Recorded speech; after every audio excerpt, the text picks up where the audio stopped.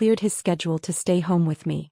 Feeling cheerful, I busied myself in the kitchen, preparing his favorite dish, grilled steak with creamy mashed potatoes. The warm candlelight cast a soft glow over the dining table, painting the perfect holiday scene. But just as I stepped out of the kitchen with the plates in hand, I froze. I heard his voice, speaking in German. "Baby, I can't come over tonight. I'll be there first thing in the morning." A woman's voice responded playfully, also in German. "Aren't you afraid Emily might hear you?" Jacob let out a scoff, his voice laced with disdain. "Afraid? Please. She's just a housewife who knows nothing beyond cooking and laundry. There's no way she understands." Then came the final blow. "Don't worry. Once she gives birth, I'll take the child and be with you." The plate slipped from my hands, shattering against the floor, the sharp crack cutting through the holiday stillness. The study door flung open. Jacob appeared in the doorway, his face instantly paling. "Emily, what happened?" I clenched my fist so tightly my nails dug into my palms, forcing down the tremor in my voice. "Nothing. I just felt a little dizzy." Jacob frowned and strode over, steadying me in his arms. "You've been overworking yourself lately. Come on, I'll take you to bed." I leaned into his embrace, allowing myself to sink into the familiar warmth of the man I had once trusted so completely. But his words echoed in my ears. "There's no way she understands." Jacob Carter had no idea that during my university years, I had spent a year as exchanging student abroad. In Germany. I didn't sleep at all that night. My mind spun with endless thoughts. While beside me, Jacob stirred awake. As always, he leaned in to press a morning kiss to my cheek. Only this time I turned away. His movement stalled. For a brief second, I caught the flicker of surprise in his eyes before his gaze shifted to my phone. The dim glow of the screen reflected off his face, and his brows furrowed slightly. "Good morning, sweetheart." His voice carried a hint of dissatisfaction, though it was carefully wrapped in his usual tenderness. I forced a stiff smile, nodded, and casually flipped my phone face down on the nightstand, closing the web page in the process. The homepage of one of New York's top law firms. Jacob didn't press the matter. Instead, he glanced at the time and, with practiced ease, adjusted the cuffs of his shirt, quickly regaining his usual composure. He dressed methodically, then spoke in his typical detached tone. "Emily, there's an important company gala tonight. Don't wait up for me." With that, he strode out the door. There was a time when, on mornings like this, I would have sprung out of bed to prepare his breakfast, reminding him over and over not to drink too much at the event. There was a time when his absence would have left me restless all day, worrying about whether he was eating well, whether he'd had too much to drink, whether he was truly as busy as he claimed. But now I simply lay there, exhausted, my mind replaying his words from the night before. The happiness I had clung to, the love I had believed in, had all been nothing more than a carefully woven lie. And the man who had deceived me, the one who had once sworn to love me for a lifetime, had been lying all along. I refused to accept it. Opening my social media app, I typed in Sophia Bennett. In an instant, her page loaded, filled with posts featuring Jacob. 3 years. For 3 years, all of Jacob's so-called business trips had been nothing but excuses to see her. I clicked on one of her most recent videos. Jacob sat in a cozy cafe, bathed in the golden glow of sunlight streaming through the window. His expression was gentle, his eyes filled with warmth. He reached over, ruffling Sophia's hair with a touch so tender it sent a chill down my spine. "I promised you," he said softly. "We'll always be together." My fingers turned ice cold. A moment later, my phone buzzed with a new message. It was from Jacob. "Don't forget to eat breakfast. Take care of yourself." In the past, such messages would have made my heart swell with warmth. I would have eagerly replied with a cheerful, "Okay." But this time, I could only laugh bitterly. He had probably sent it after finishing a romantic morning with Sophia. Only then did he remember that he had a wife waiting at home. As if to confirm my suspicions, Sophia's social media updated again. A new photo. She knelt in front of a Christmas tree, carefully hanging a delicate crystal ornament. Behind her, Jacob was doing the same, his shirt slightly unbuttoned at the collar, just enough to reveal the faint trace of a love bite on his neck. Her caption read, "Jacob said he wanted to give me a Christmas tree like no other." My vision blurred. So, It wasn't that he didn't understand romance, he just never cared to be romantic for me. It wasn't that he didn't like spending time together, he just never wanted to spend it with me. The memory hit me like a cruel slap. Just yesterday I had looked at him with a smile and said, "Let's get a Christmas tree this year." He hadn't even bothered to lift his head. His voice had been indifferent, almost mocking. "Aren't you a little too old for that? If you have so much free time, why not take a yoga class or something?" Yet here he was with her, decorating a Christmas tree like a love-struck teenager. The photo was a blade, slicing through whatever remained of my heart. Had he ever loved me? And if he hadn't, why had he kept me trapped in this marriage for so long? A wave of emotion surged in my chest, leaving me breathless. I sucked in a deep breath, forcing myself to stay calm. I closed my eyes. One thought rang clear in my mind. If this marriage was a mistake, then I would make damn sure it ended now. The faint scent of antiseptic lingered in the hospital air as I sat in the waiting area, absent-mindedly running my fingers over my phone screen. My thoughts were a tangled mess. I hadn't planned on coming here. But after that phone call last night, I hadn't slept a single minute. I needed an answer, one that would force me to wake up. So, first thing this morning I booked an appointment. Since the moment I learned the truth, I had been telling myself that no matter what, this child was innocent. That I had once dreamed of building a complete, loving family. But now, sitting here, I couldn't help but wonder, was I really going to bring this baby into a life built on lies? The nurse's voice echoed down the hallway, calling my name. Taking a deep breath, I stood up and walked into the exam room. The doctor flipped through my file, then glanced up at me with a neutral expression. "Your husband's not with you today?" I hesitated for a split second before forcing a smile. "He's busy with work." The doctor nodded without further comment and proceeded with the routine checkup. As I waited for the results, I walked to the far end of the corridor and sat in the lounge area, trying to steady myself. Nearby, a couple of nurses pushed a medication cart down the hall, chatting idly. "Do you remember? Last Christmas her husband was here with her. He was so attentive." "Yeah, and now she's here alone. Typical men." Their words were nothing more than background noise, until one phrase sliced through my consciousness like a lightning bolt. "Last Christmas." My fingers tightened around my phone. My voice came out hoarse. "You said, last Christmas?" One of the nurses paused, blinking at me. "Yeah, I remember it clearly. Your husband was here with you. He even did a bunch of tests. I thought you two were planning for a baby. But, oh, did I say something wrong?" Her colleague immediately nudged her, coughing awkwardly. "You must be mistaken. A man that busy wouldn't have been here last year." "No, I'm sure I remember." Their voices faded as they walked away, but my mind had already gone numb, buzzing with a static hum. Jacob and I had only started discussing IVF 3 months ago. How could he have been here last Christmas? My pulse pounded in my ears as my fingers trembled, unlocking my phone. I quickly pulled up Sophia Bennett's social media and scrolled back to her posts from last Christmas. Seconds later, my screen froze on an old post. "I love kids, but my health makes it difficult. I wanted to try IVF, but Jacob said the risks were too high. He wouldn't let me go through that. He really takes care of me." The location tag? The very hospital I was sitting in. I stared at the post, my breath catching in my throat, as if an invisible hand had wrapped around my neck, squeezing the air out of me. "He takes care of her." The comments were flooded with praise. "Jacob is such a good man. She's so lucky to have him. The way he protects her. Truly one of a kind. A good man." A choked laugh escaped my lips, and before I knew it, hot tears welled up. That day, when the doctor told me I was pregnant, Jacob had lifted me into his arms, kissing my forehead over and over, his voice thick with emotion. "You did it. We're going to have a beautiful baby. Emily will be happy forever. Just like this. We'll never be apart. I'm going to be the best dad in the world." It had been the happiest day of my marriage. And now I finally understood. His joy wasn't because we had finally created a child out of love. It was because I had succeeded. Because now, Sophia wouldn't have to suffer through IVF. The realization hit me like a sledgehammer, shattering whatever remained of my heart into unrecognizable pieces. My phone vibrated suddenly, breaking the suffocating silence. A voice message from Jacob popped up on the screen. I stared at it, my finger hovering over the play button, hesitating. But in the end I pressed it.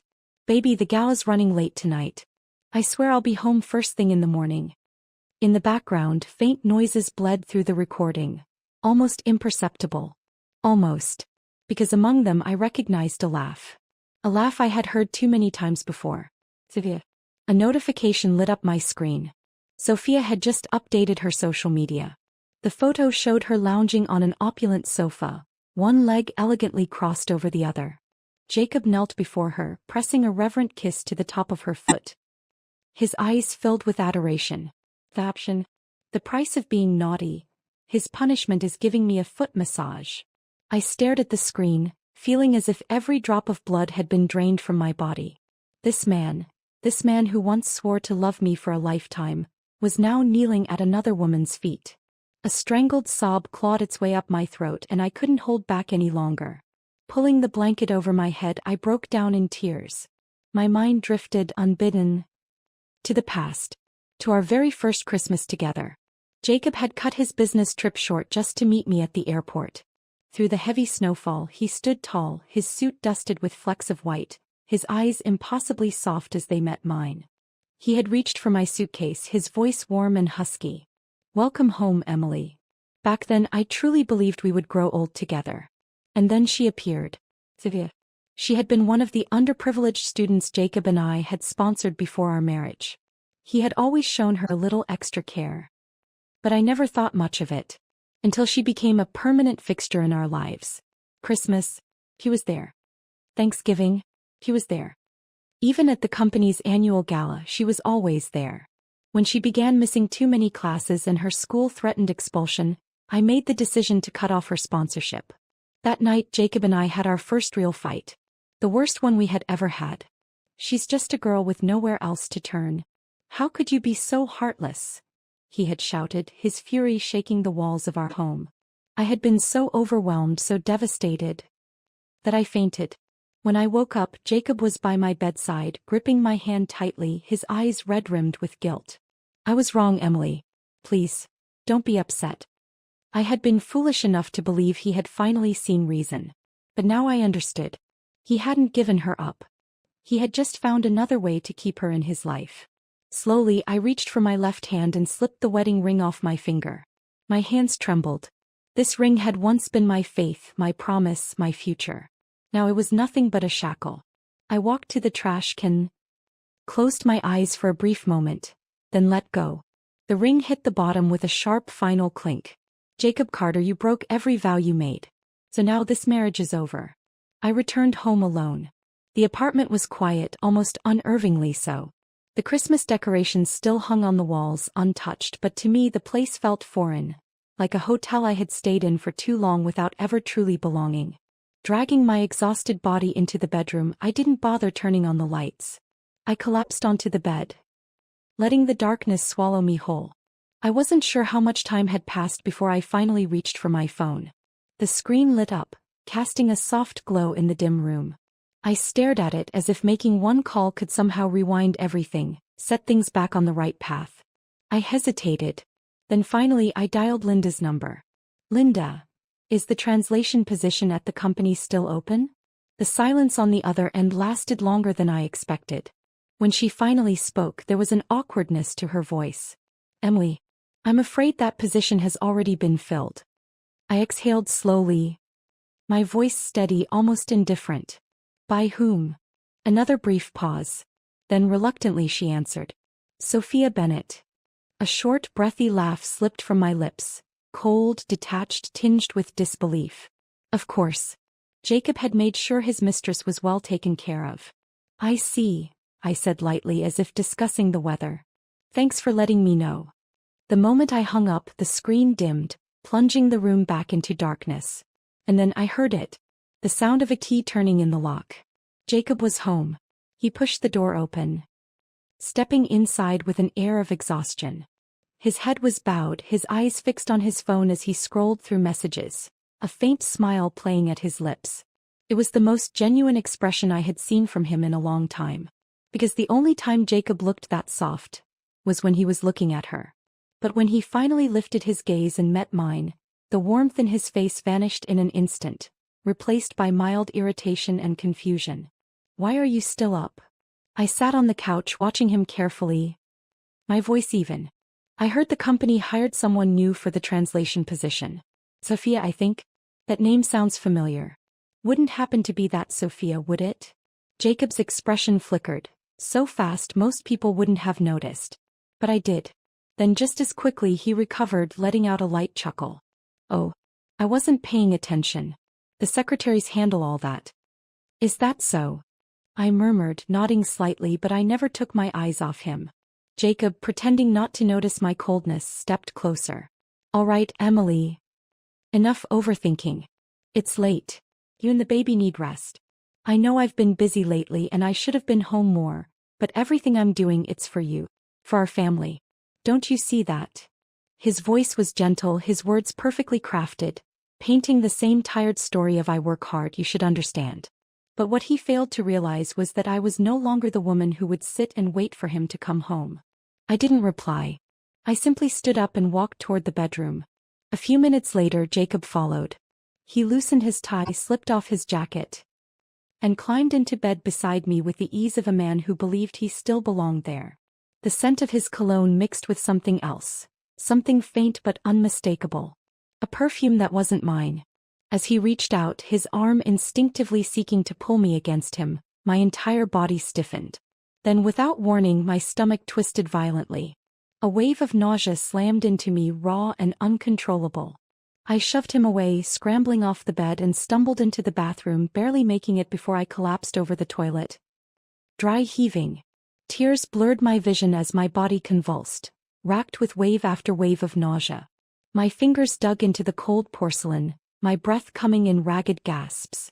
Behind me, I heard Jacob's footsteps approach. He hesitated, then knelt down. Emily, are you okay? Maybe you've been pushing yourself too hard. His voice was laced with concern, but when he reached out to touch me, my body reacted before my mind could, flinching away from him as if his touch physically repulsed me. I squeezed my eyes shut, inhaling sharply, forcing myself to steady. Then without a word I stood, walked past him, and pressed the button to activate the air purification system on the AC. I needed to clear the air, because his presence made me sick. Jacob finally sensed something was wrong. He stood up, his sharp gaze sweeping over my pale face. His brows furrowed tightly and his voice dropped to a lower, coaxing tone. You've been too emotional lately. You should get checked at the hospital. I'll go with you. I lifted my eyes to meet his, my voice calm, steady. That won't be necessary. His concern, his affection, all of it was nothing but a performance, and I no longer needed it. Jacob hesitated for a fraction of a second before a flicker of irritation crossed his face. It was subtle but unmistakable. Just as he seemed about to speak, his phone rang. A familiar voice, dripping with deliberate flirtation, spilled through the speaker. German, sultry, unmistakably intimate. Jacob, feeling adventurous? I'm waiting for you in the car. My stomach twisted, my fingers curling into a fist. Jacob lowered his phone immediately.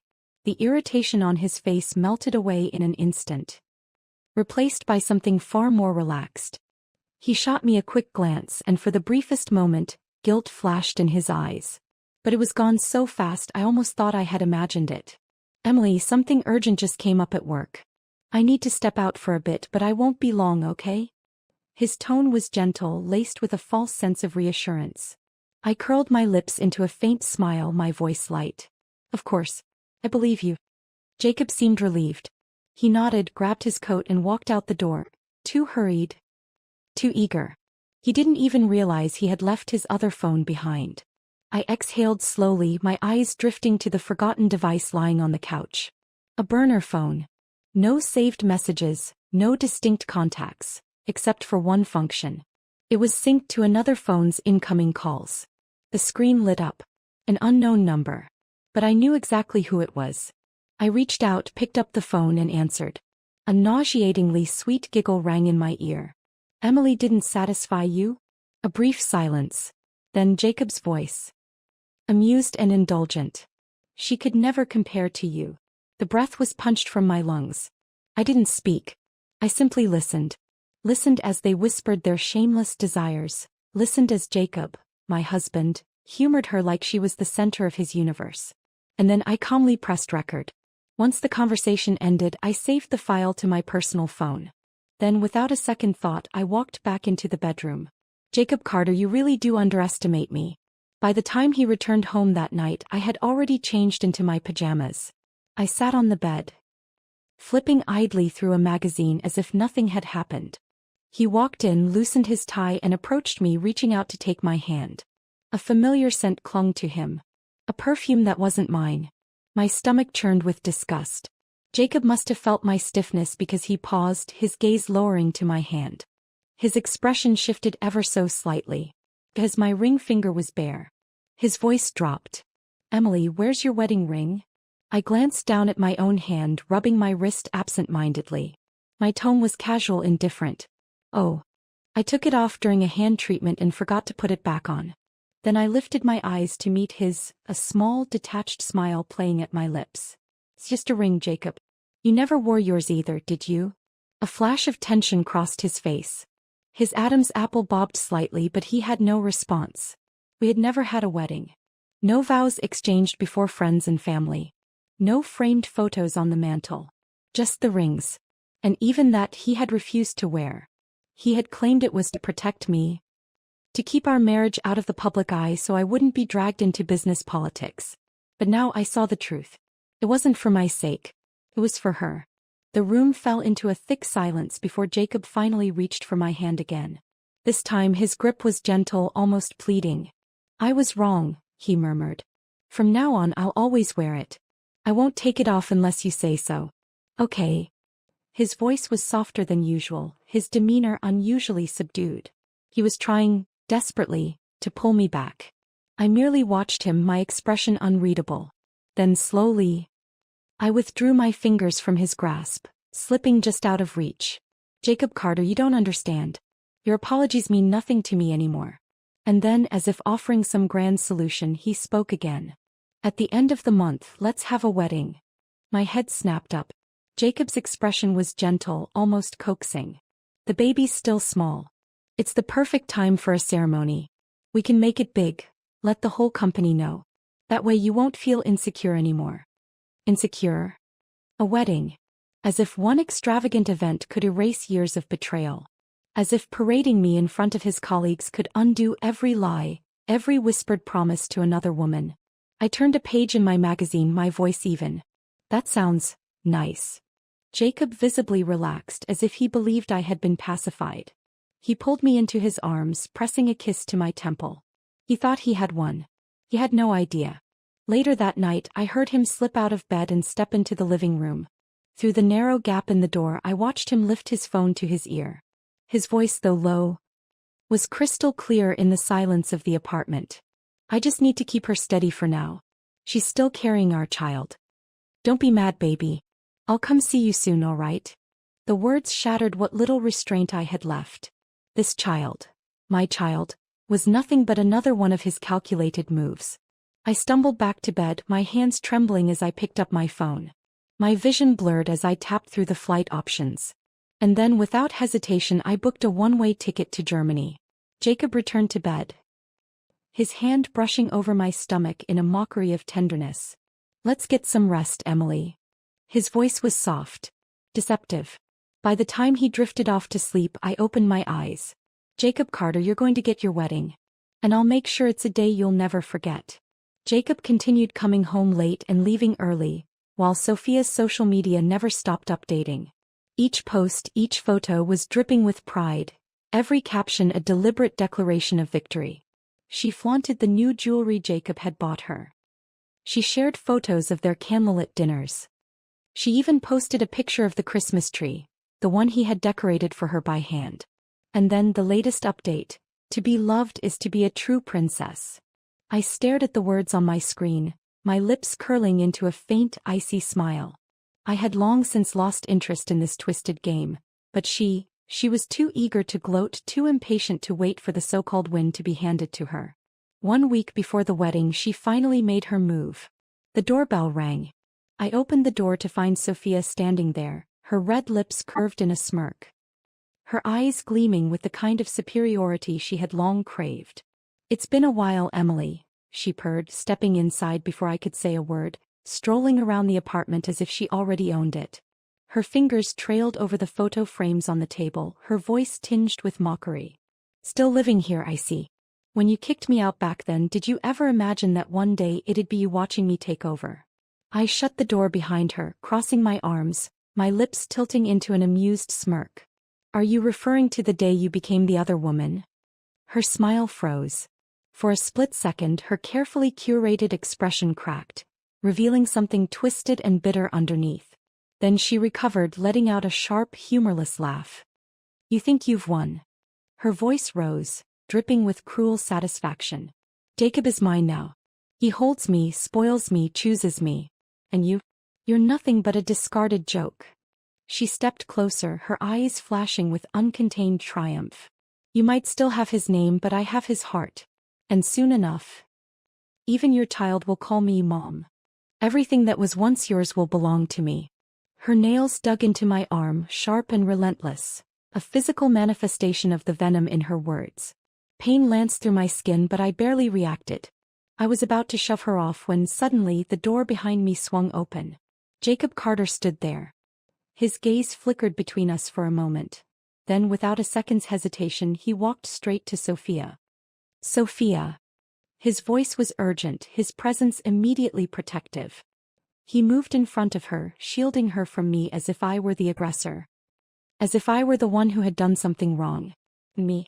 I was nothing but a bystander, standing a few feet away, watching a scene that felt like a cruel, distorted parody of the past. Then Jacob turned to me. His face was cold, his expression filled with obvious disapproval. Emily, why are you still being so unreasonable?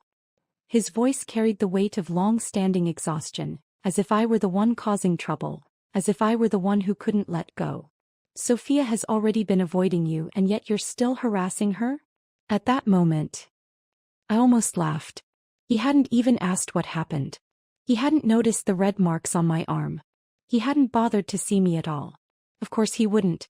In Jacob's world, Sophia would always be the fragile, innocent little rabbit. And I would always be the relentless, unreasonable wife who just wouldn't let go. He never once stopped to think about who the real victim was.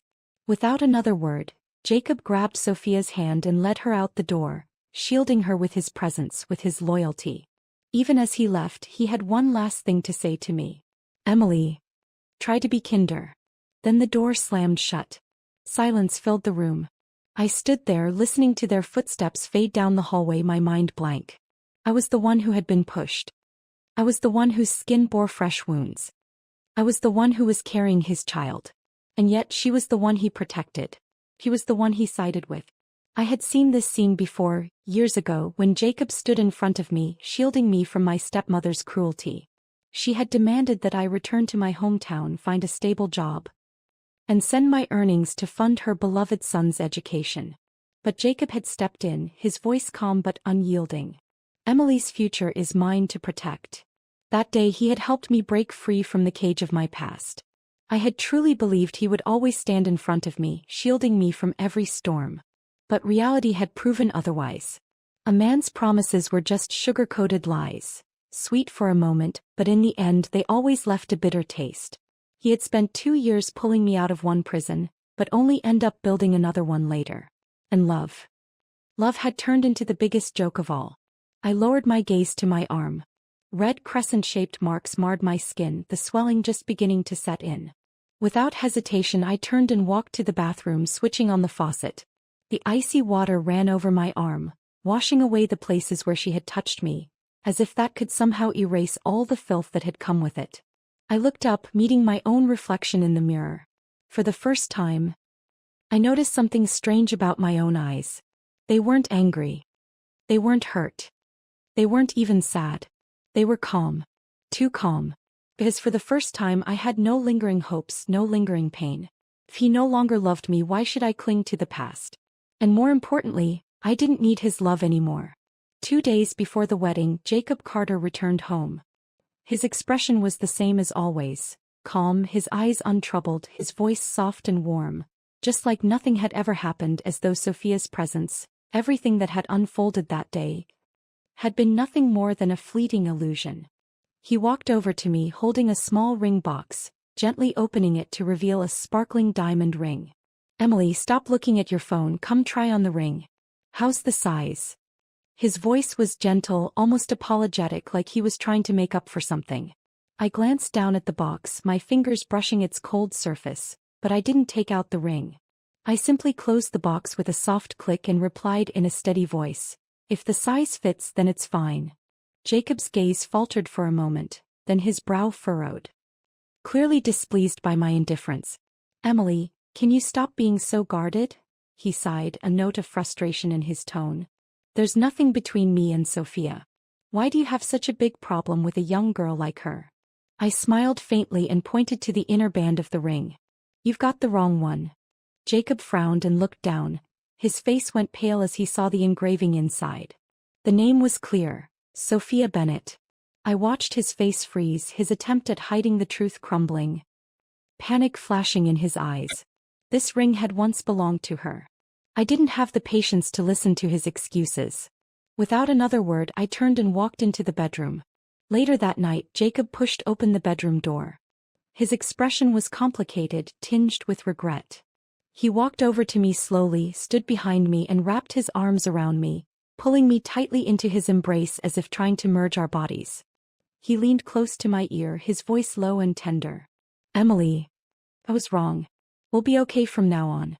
Do you remember the wish we made on our first Christmas Eve together?"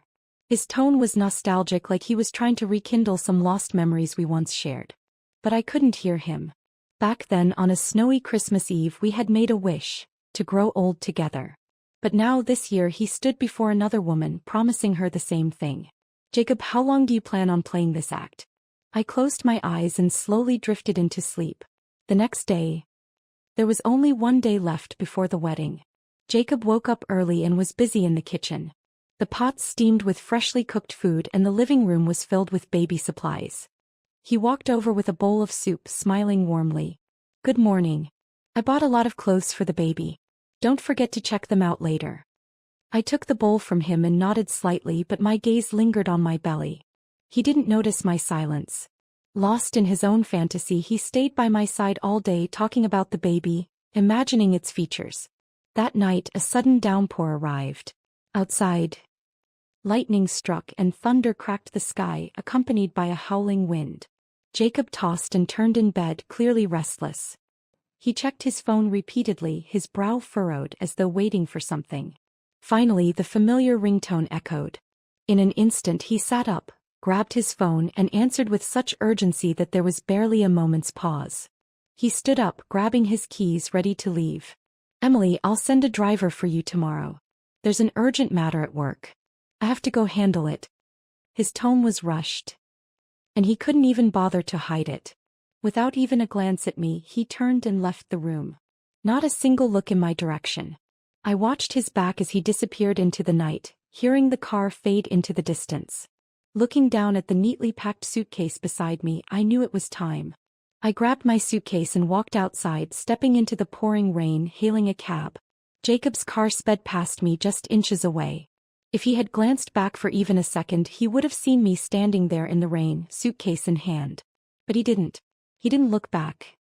Not once. I sniffled and wiped my face with the back of my hand, slowly raising the window on the cab. "Take me to the airport." "Jacob Carter, I gave you so many chances.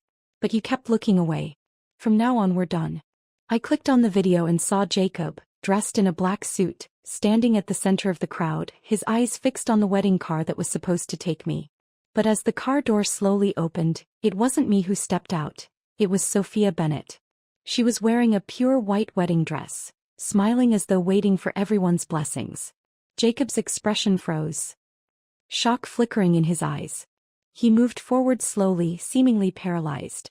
Before he could say anything, the giant screen behind him lit up and a video began to play. It was a slideshow of photos I had personally edited. 1,000 photos, all showing Jacob and Sophia together. From the hotel to the yacht, from the restaurant to the airport, from New York to Paris. Each photo was irrefutable evidence of their affair. For a few seconds the crowd went silent and then everyone gasped.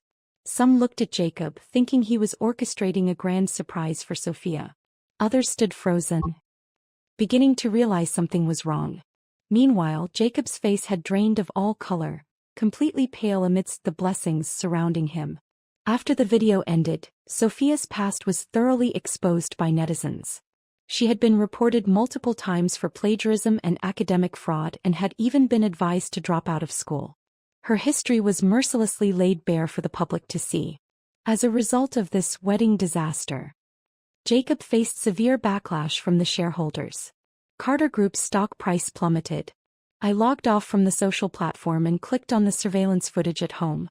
Sure enough, Jacob found the new wedding gift I left for him. A signed divorce agreement. Jacob stood in the middle of the room, gripping the paper tightly in his hands, his knuckles white, his eyes red. Eventually he collapsed to the ground, drained of all strength, repeatedly calling my name. But this time I would never respond. I turned off the surveillance, deleted the app, and officially cut ties with the past. Back at school, I quickly adjusted to my new routine. Besides teaching my students, I started traveling to places I had always wanted to visit but never had the chance. In the past, I had trapped myself in Jacob Carter's world, putting all my energy into a relationship that was never meant to fulfill me. But now I realized that loving myself was the most important thing. I was never just a housewife, only capable of cooking and cleaning. I had once been the girl who dared to chase her dreams. And I was now the woman who could stand on her own again. Just because Jacob didn't care, didn't mean I wasn't worthy of being cherished.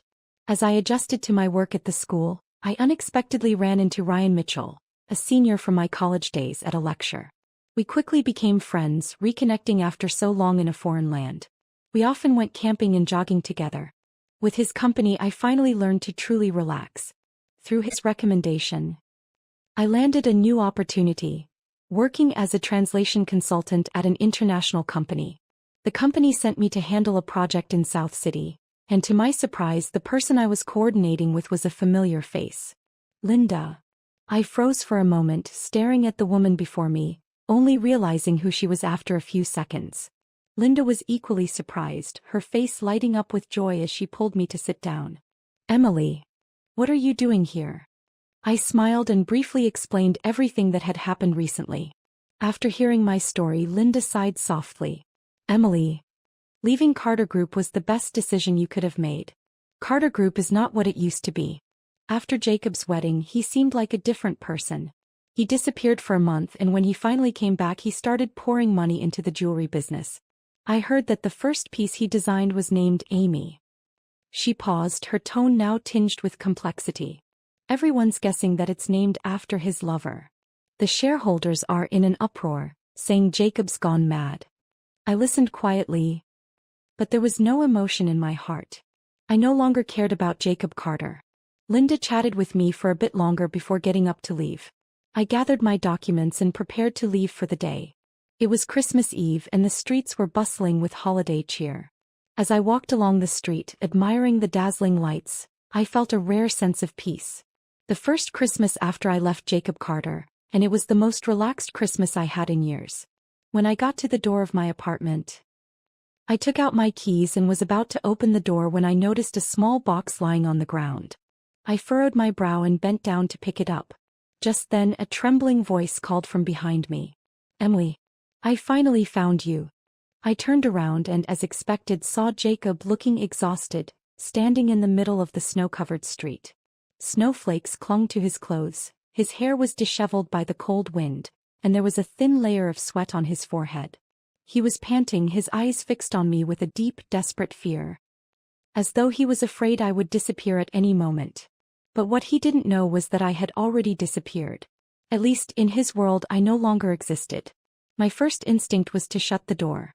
But Jacob was quicker. He rushed forward and grabbed my wrist tightly, pulling me toward him with such force that I nearly fell into his arms. His embrace was colder than the snow-filled night, his arms tightening around my shoulders as though he wanted to engrave me into his bones, never to let go. Emily.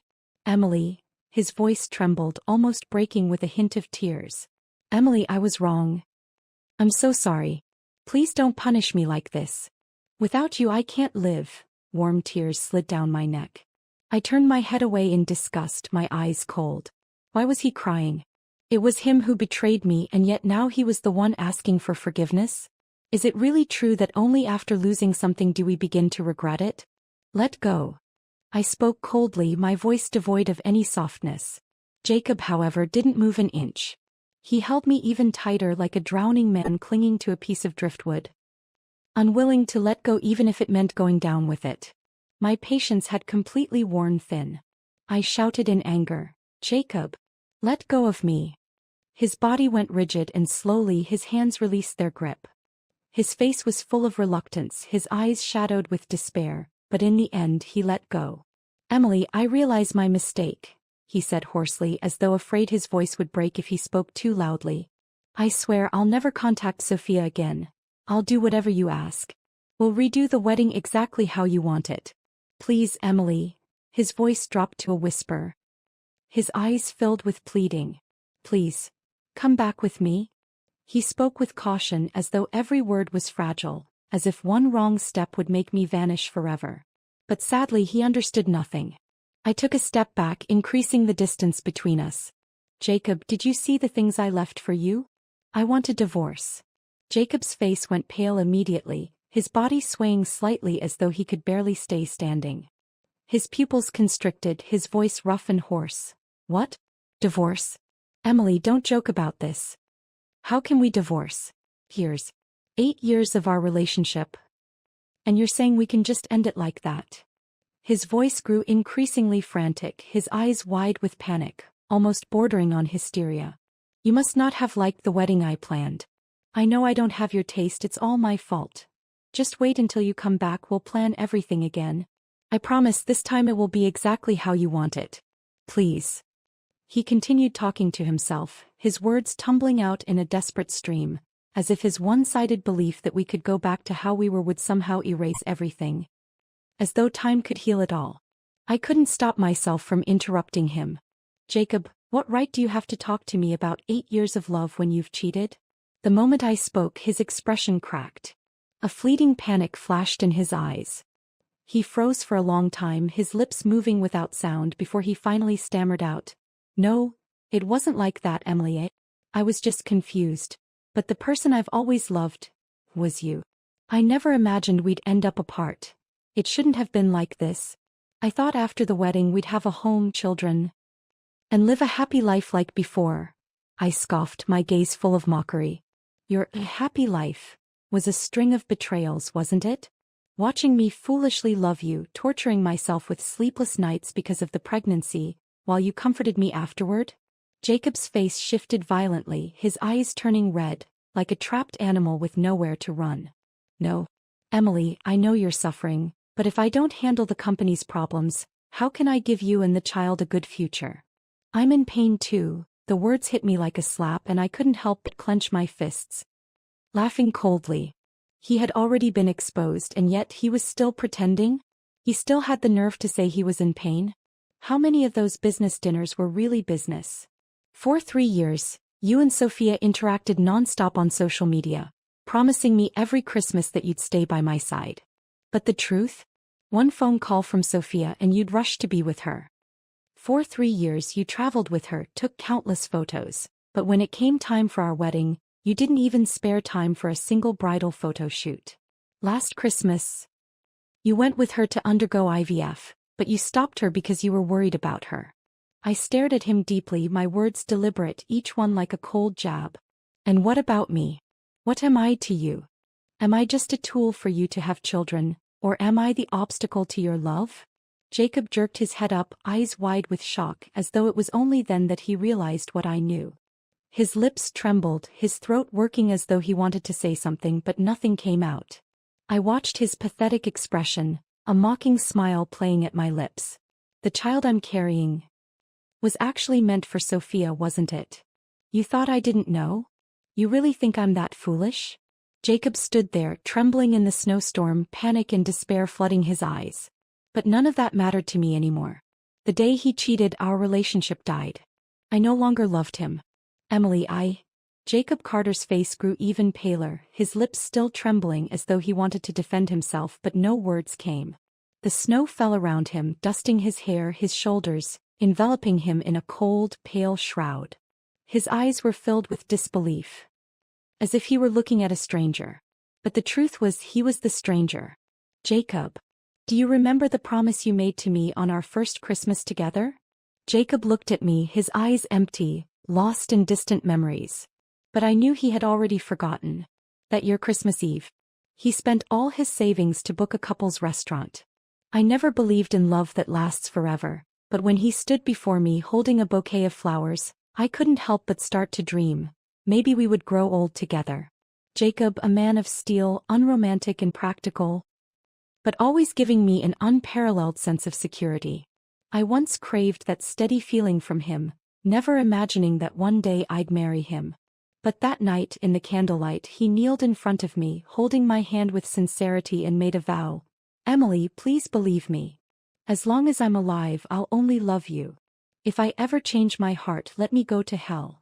8 years have passed. He was still alive and well. But he had long forgotten the vows he made.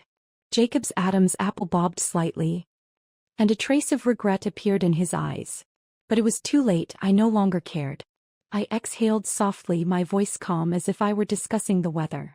Luckily, you insisted on not having the wedding back then. Now, aside from you and Sophia, no one knows about our relationship. Otherwise, it really would have been a hassle. Jacob shot his gaze up at me, shock written across his face, as if he couldn't believe I was saying such things. Emily, how could you think that? His voice tightened, the disbelief seeping through as though I had just stabbed him with a sharp knife. I refused the wedding back then because the company was just starting and I was too busy. But now I can afford it. Come back with me and I'll arrange the wedding immediately. His eyes locked onto my face, desperation and urgency in his tone as he tried to salvage the situation. It's just a wedding. We can have as many as you want, and look, I even brought the ring. With that he pulled out a small red box from his pocket. Opening it, sure enough, there was a ring. A simple silver band with rough, uneven letters etched on the inside. It was from Christmas 8 years ago. Back then, Jacob Carter's company had just started, and we were both penniless, unable to scrape together even $500. But that year I was the happiest, because Jacob had spent 2 weeks handcrafting that silver ring, and gave it to me as a Christmas gift. The craftsmanship was crude and the initials were scratched clumsily, but I loved it. Later, when he became successful and proposed with a costly diamond ring, I still thought that simple silver band meant more to me. But now, it was in my hands again. Before I left, I had thrown it in the trash. I didn't know how Jacob had retrieved it, but when I saw it again I felt nothing. It was just a ring. I pushed his hand away impatiently, wanting to go back inside. But Jacob seemed to sense my indifference and immediately grabbed my arm, as if fearing I'd vanish the moment he let go. Emily, please come back with me. You're so lonely in this strange city. Whatever you want to do, I'll make it happen. I almost laughed at how absurd it sounded. A cold smile curled at the corner of my mouth as I spoke, dripping with sarcasm. Strange city. I slowly turned to face Jacob, the man whose face I once knew so well. Jacob, I forgot to tell you. I spent 3 years in Germany during college. You didn't really think I didn't understand what you and Sophia were talking about on Christmas, did you? Jacob's pupils dilated in shock, and the color drained from his face, leaving him deathly pale. He stared at me in disbelief as if his last mask had been ripped away. I forgot. His voice was faint, uncertain, as if he couldn't believe his own words. Emily, those things I said were lies. I only said them because I was afraid Sophia would go to you and say something. I shook off his grip in frustration, my voice as cold as the winter snow. What's a lie? Your promises? Your marriage? Or your true love? Jacob fell silent, his mouth hanging open, his chest still in the cold night air, his breath frozen in the bitter chill. I didn't look back at him as I turned toward the apartment. But just as I was about to step through the door, Jacob's voice suddenly dropped, thick with suppressed anger and regret. But Emily, we've been together for so long. We've had a baby. Who else would want you? My hand froze on the door handle, my fingers ice cold. I slowly turned back to look at him, my gaze colder than ever. This was the man I had loved for 8 years. But now his face seemed like that of a stranger. Utterly terrifying. Jacob saw me turn around, and a flicker of hope appeared in his eyes, as though he believed he had finally swayed me. He smiled gently, his voice softening. Emily, be reasonable. We can still be happy together. I won't abandon you. He stood in the snowstorm, smiling warmly, like he was granting a favor. But all I felt was a bone-chilling cold. This man was no longer the one who had knelt before me on Christmas Eve, promising me a lifetime of love. He had become a selfish, controlling monster, someone who believed betrayal was his right. I took a deep breath, preparing to tear off the last shred of his disguise. But before I could, a low male voice suddenly rang out from behind me. "Is there something you need from my girlfriend?" I turned around to meet Ryan Mitchell's gaze. Ryan strode up to my side, positioning himself firmly behind me, his eyes coldly fixed on Jacob Carter. "I've already called the police," he said, his tone calm but filled with undeniable conviction. "Emily has me, and she's always been an independent, capable woman. She'll be fine with or without anyone." Jacob's face turned a deep shade of green, his angry eyes drilling into Ryan, as though he wanted to burn a hole right through him. "I'm Emily's husband," he ground out, his voice low with suppressed fury, his knuckles turning white. "Who the hell are you to call her your girlfriend?" Ryan chuckled darkly, a chilling aura surrounding him. "Husband?" He raised an eyebrow, casually patting the file in his pocket, his tone relaxed but laced with threat. "Doesn't matter. I've already found Emily a divorce lawyer. Everything you've done, you're lucky it's not enough for 10 divorces." Jacob's expression twisted in fury. Veins bulged from his forehead, and his rage threatened to snap what little control he had left. His fists clenched tight, his gaze murderous, and in the next instant his arm shot up as if to strike Ryan. But before he could come any closer, the sound of sirens tore through the quiet night. Several police officers rushed forward, swiftly restraining Jacob and dragging him away. He struggled violently in the snow, his eyes wide with despair. "Emily." But I just stood there, coldly watching as he was taken away, unmoved. Ryan gently patted my shoulder, offering a small smile before turning to follow the officers to handle the aftermath. The night deepened and the snow gradually ceased. I sat on the swing in front of the apartment, gently swaying. The cigarette's ember flickered, casting a faint red glow in the dark. My phone buzzed nonstop. I opened the message and it was from an unknown number. "Emily, do you think you've won? I'm pregnant. It's Jacob's." I scoffed and quickly turned off my phone. Was it pitiful? Maybe. Was it laughable? Of course. She had wagered everything, only to gain a man as hollow and deceitful as Jacob. She thought she had won, but in truth she was standing exactly where I once did, repeating my pain. In the end she would lose much worse than I ever did. Just as I was lost in my thoughts, Ryan's voice broke the silence. "What are you daydreaming about?" I snapped back to reality and saw him walking toward me, holding a cup of warm chocolate milk. He casually sat down on the other swing, rocking it gently as a smile tugged at the corner of his mouth. "Thanks." I raised an eyebrow and took the milk, smiling at him. "Thanks for what?" Ryan flashed a slightly mischievous grin. "Thanks for letting me take advantage. I just told the police you're my girlfriend." I couldn't help but laugh softly. Ryan had called me his girlfriend to help me get rid of Jacob. But the part about him finding me a lawyer? That was real. At this point I couldn't accept being Jacob Carter's wife any longer. With the lawyer's help, the divorce proceedings went smoothly. Jacob Carter hadn't been around for a long time, especially after Sophia Bennett's pregnancy scandal.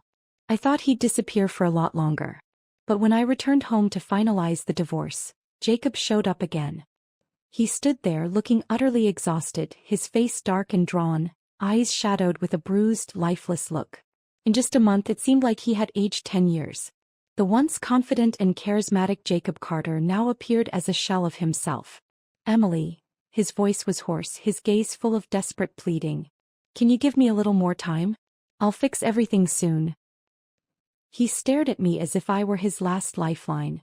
But I simply brushed past him coldly, my voice flat, as though I were stating something unimportant.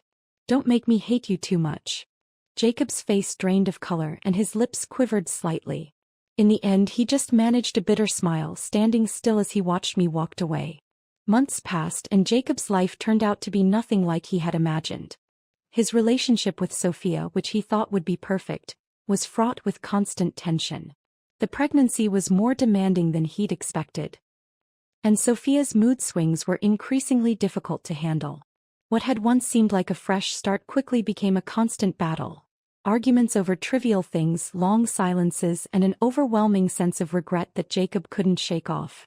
He missed the stability he'd once taken for granted, the comfort of having someone who truly understood him.